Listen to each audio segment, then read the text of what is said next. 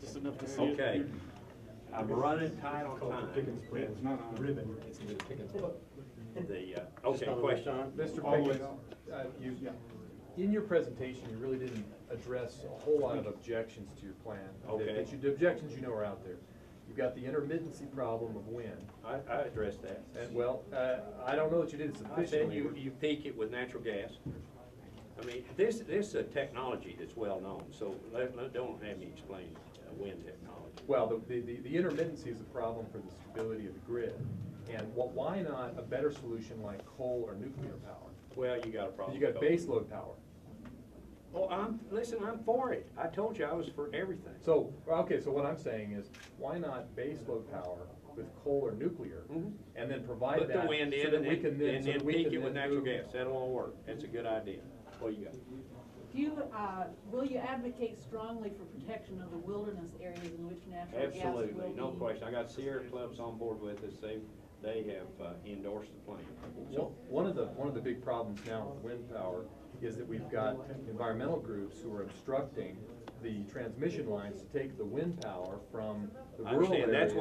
That's one of the biggest problems you have is the transmission line. So That's got that's to be gonna take provided by years. Congress, and it goes with the Eisenhower Interstate Highway Crisis Emergency Plan.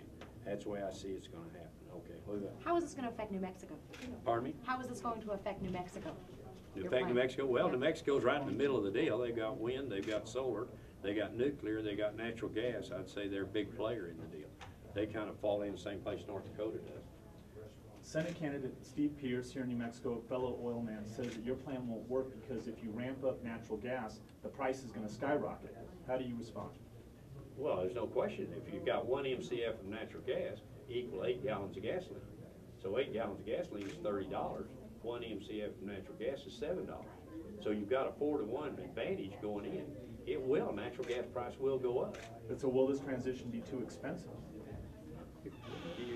What is the solution for you? Well, in an interview with him, he doesn't like your solution. I'm curious if you Well, agree what with is his his criticism. solution? Drill everywhere, nuclear, I said that. renewables. I said that. Here's a plan. No, wait a minute. You have too much talk time. You wanted a plan, I got one. Okay, what's the plan? The plan is eliminate obstructionism on both sides. You get Congress out of the way so that we can drill for all the oil and natural gas that we have. And then you force Congress to then limit the environmental obstructionism so we can get things like transmission lines through where they need to go. But you don't want to use natural gas for transportation. No, absolutely, use it. Use it. Well, I'm just you're the saying same place I am. It's I not, say it's not do big everything. enough. But no, fix. Is that a valid criticism that No, it's not natural valid. gas would get too expensive for this plan to work? People- Who is this guy? Republican Steve Pierce, Congressman Steve Pierce, Republican Senate Well, candidate he here in needs New to Mexico. understand, I mean, you're starting off with the equivalent 7 to 30. So it's 4.5 times more expensive to buy foreign gasoline than it is to use domestic natural gas. Now, does that make sense? Yeah, but if we ramp up a whole bunch of natural gas vehicles, that's gonna raise the cost of natural gas. Well, of And course then it it's will. gonna be more expensive to drive a natural gas car than it will be to drive a gasoline car. No, I don't agree with you on that. Natural gas will always sell less than gasoline is, and gasoline is foreign gasoline. Natural gas is domestic gas, natural gas. So, no, I don't like your argument. Well, what because about, okay, what Sorry, about? no more Mr. questions. Pickens, you're done. Next What's somebody question. else? You're arguing with no position. Mr. Pickens? Yeah. Your plan calls for use of lands that historically have been associated with Native American culture, the Southwest Wind Corridor. What do you see any benefits of your plan to the Native American community? Sure, if they have the wind, besides- if they have the turbines on their place. Sure. Of And have course. you worked with the Native American community to establish such a plan? I don't need to. They'll come on board because they want the turbines. I know that. I've heard So- from them. I haven't worked with them. So you are willing to work with Native American Well, of people? course, Would I'll you be work willing with to make anybody. a promise that, given the success of your proposal, that Native Americans would have a share in the benefits? In terms They of won't have a employment? share in somebody else's benefits. If you put the turbines on their land, of course, they'll get the royalty from it, just like Farmer Jones 2 miles down the road. Would you consider that an optimal situation? I don't know what the optimal situation. Well, the placing of turbines on Native American soil. No, I mean, you put the turbines where the deal is. If they're in the fairway, they get into the deal. But no, I'm not going to go out and make a deal with the Indians before I would anybody else. if that's where their land falls, we use it, is the way it works. Everybody be treated equally. Yeah. Yeah, here's the piece I don't understand, is John Fleck from the Albuquerque Journal. Here's the piece I don't understand your plan.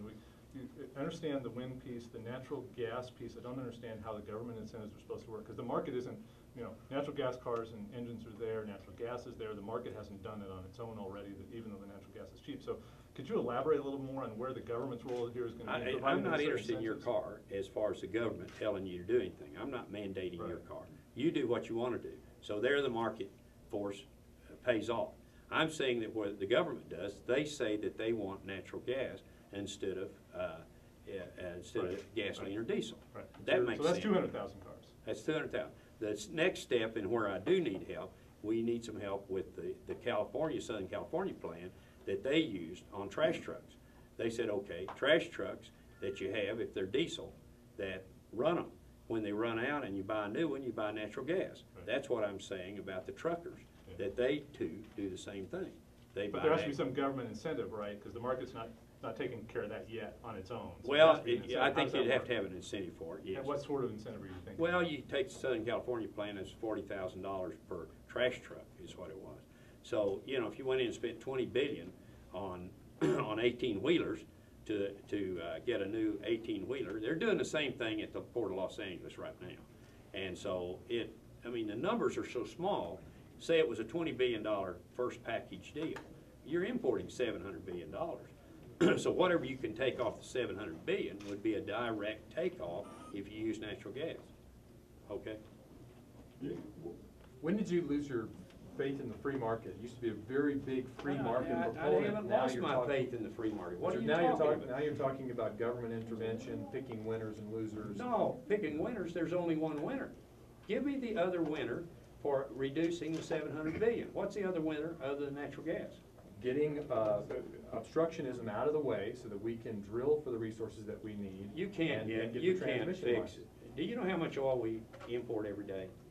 21 million barrels in the United States. No, that's I what mean, we that's use. what we've used. How much we import? We actually import, I would disagree with your figure of 70%. It's about 56%. That includes products. That's 56% net. Crude oil. And it's too much. We need to get more of our own. Okay, you're importing 12 million What I'm barrels. saying is, when you want to displace the natural gas and use it for cars, that's fine. What I'm saying is, it's not base load power. It's intermittent, it's inconsistent. No, Better to we've use already coal gone and over nuclear. that. That's just a designed power situation. You can do it with natural gas. You can Well, the basically grid, do it with coal. once you Okay, bring but- more intermittent okay, power you're on the grid, importing it'll be 12 stable. million barrels of oil a day. 12 million. You're going to drill your way out of that. Well, that would be like saying you're gonna farm your way out of a hunger problem. We have to have that resource. So drilling your way out of it isn't the issue. We The are- issue is getting as much as we need now to build the transition, which is gonna take a generation. No, you don't have to have a generation because you have natural gas abundant available to you and it'll work. And let's use it. Okay, well, let's quit talking. Now, another question. Mr. Pickens, as you know, New Mexico's a big oil and gas state. Are you two the only ones that ask questions?